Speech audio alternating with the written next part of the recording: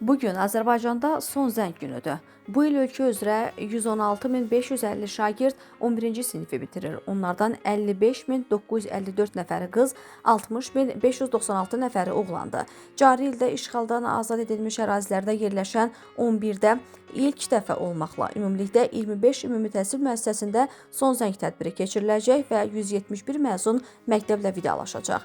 Məktəbəqədər və Ümumi Təhsil üzrə Dövlət Agentliyinin müvafiq təlimatına əsasən son zəng tədbirinin keçirilməsi qaydalarını tənzimləyən təlimatlar məktəblərə göndərilib.